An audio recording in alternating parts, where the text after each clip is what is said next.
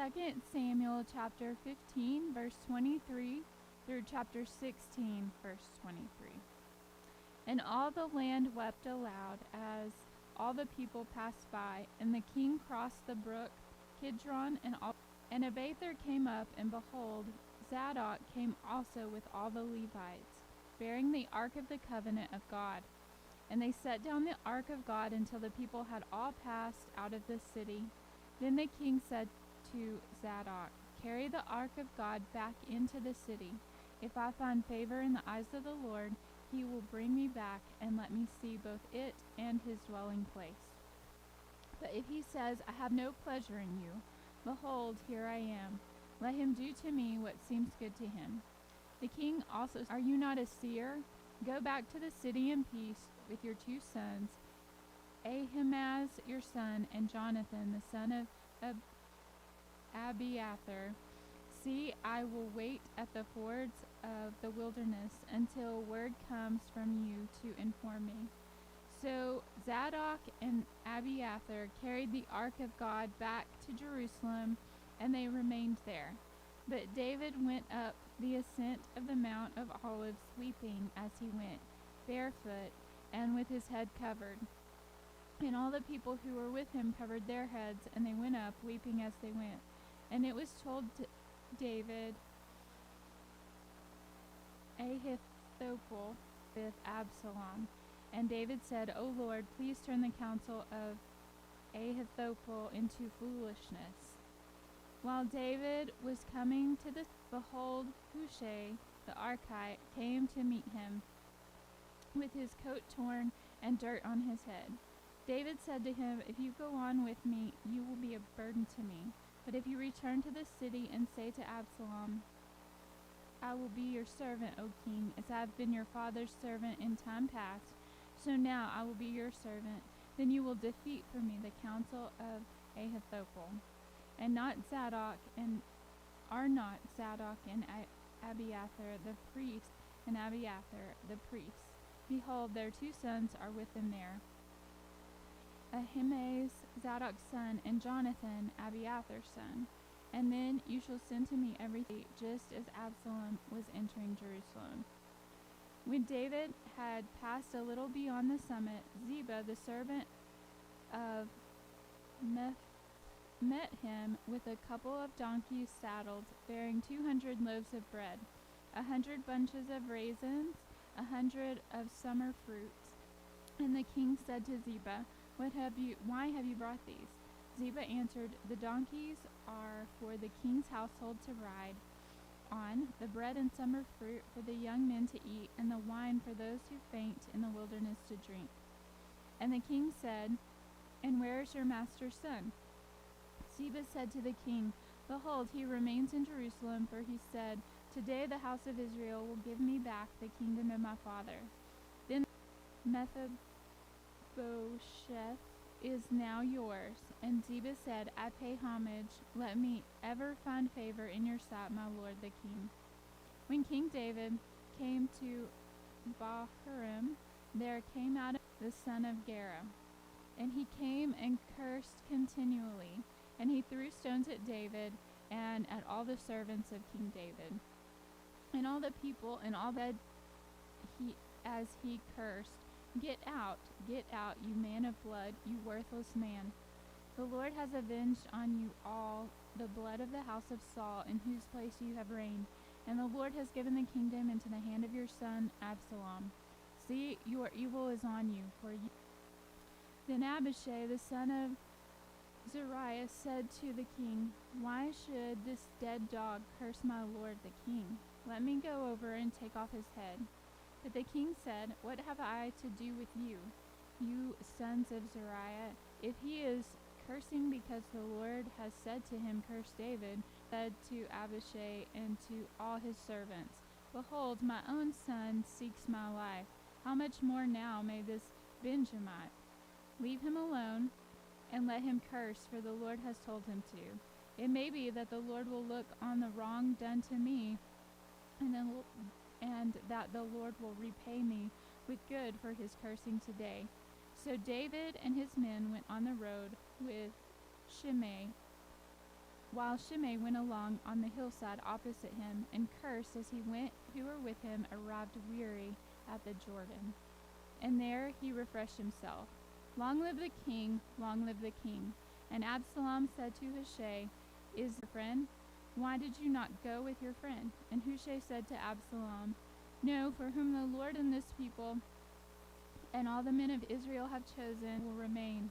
And again, whom should I serve? Should it not be his son? As I have served your father, so I will serve you. Then Absalom said to, Give your counsel, what shall we do? Ahithophel said to Absalom, Go into your father's concubines who he has left to keep the house, and all Israel will hear that you have made yourself a stench to your father, and the hands of all who are with you will be strengthened. So they pitched a tent for Absalom on the roof, and Absalom. Now in those days the counsel that Ahithophel gave was as if one consulted the word of God. So was all the counsel of Ahithophel esteemed, both by David and by Absalom.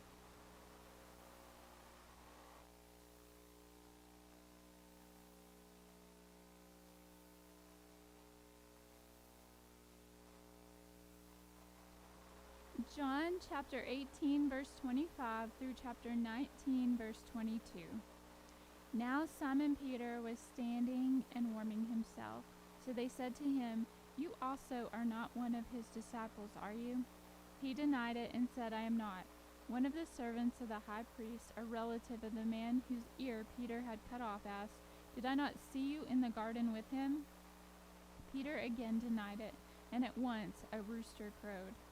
Then they led Jesus from the house of Caiaphas to the governor's headquarters. It was early morning. They themselves did not enter the governor's headquarters, so that they would not be defiled, but could eat the Passover. So Pilate went outside to them and said, What accusation do you bring against this man? They answered him, If this man were not doing evil, we would not have delivered him over to you. Pilate said to them, Take him yourselves and judge him by your own law. The Jews said to him, It is not lawful for us to put anyone to death. This die. So Pilate entered his headquarters again and called Jesus and said to him, Are you the king of the Jews? Jesus answered, Do you say this of your own accord, or did others say it to you about me? Pilate answered, Am I a Jew? You me. What have you done? Jesus answered, My kingdom is not of this world. If my kingdom were of this world, my servants would have been fighting that I might not be delivered over to the Jews, but my kingdom is not from the world. Then Pilate said to him, So you are a king? Jesus answered, You say that I am a king. For this purpose I was born, and for this purpose I have to come into the world, to bear witness to the truth. Everyone who is of the truth listens to my voice. Pilate said to him, What is the truth? After he had said this, he went back outside to the Jews and told them, To release one man for you at the Passover. So do you want me to release to you the king of the Jews? They cried out again, Not this man, but Barabbas. Then Pilate took Jesus and flogged him, and the soldiers twisted together a crown of thorns and put it on his head and arrayed him in a purple robe. They came up to him saying, Hail, King of the Jews! And struck him with their hands. Bring him out to you, that you may know that I find no guilt in him. So Jesus came out wearing the crown of thorns and the purple robe. Pilate said to them, Behold, they cried out, Crucify him, crucify him. Pilate said to them, Take him yourselves and crucify him, for I find no guilt in him. The Jews answered him, We have a law, and according to that law he ought to die because he has made himself the Son of God.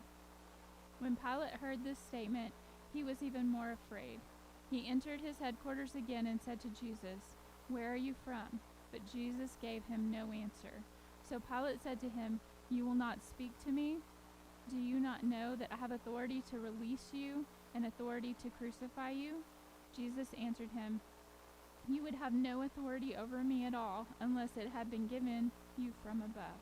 Therefore he who delivered me over to release him. But the Jews cried out, If you release this man, you are not Caesar's friend. Everyone who makes himself a king opposes Caesar. So when Pilate heard these words, on the judgment seat at a place called the Stone Pavement, and in Aramaic, Gabbatha. Now it was the day of preparation of the Passover. It was about the 6th hour. He said to the Jews, they cried out, Away with him, crucify him. Pilate said to them, Shall I crucify your king? The chief priests answered, He delivered him over to them to be crucified. So they took Jesus, and he went out, bearing his own cross, to the place called the place of a skull, which in Aramaic is called Golgotha, either side, and Jesus between them. Pilate also wrote an inscription and put it on the cross. It read, Jesus of Nazareth, the King of the Jews. Many of the Jews read the inscription, for the place where Jesus was crucified was near the city, and it was written in Aramaic, in Latin, and in Greek.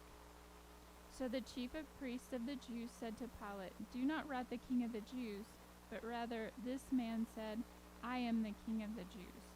Pilate answered, What I have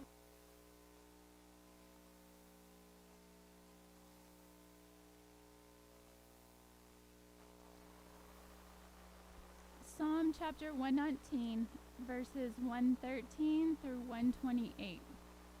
I hate the double-minded. Place in my shield. I hope in your word. Depart from me, you evildoers, that I may keep the commandments of my God.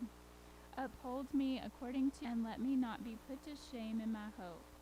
Hold me up, that I may be safe and have regard for your statutes continually. From your statutes, for their cunning is in vain. All the wicked of the earth you discard like dross. Therefore I love your testimonies. My flesh trembles for fear of you, and I am afraid of your judgments. I have done what is just and right. Do not leave me to my oppressors. Give your servant a pledge of good. Let not the insolent oppress me. My eyes long. Deal with your servant according to your steadfast love, and teach me your statutes. I am your servant. Give me understanding, that I may know your testimony. Lord, to act, for your law has been broken. Therefore I love your commandments above gold, above fine gold. Therefore I consider all your precepts to be right. I hate every false way.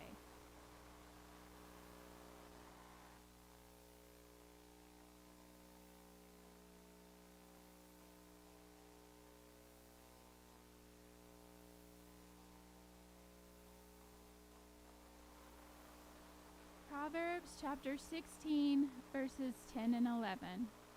An oracle is on the lips of a king, his mouth to the Lord's. All the weights in the bag are his work.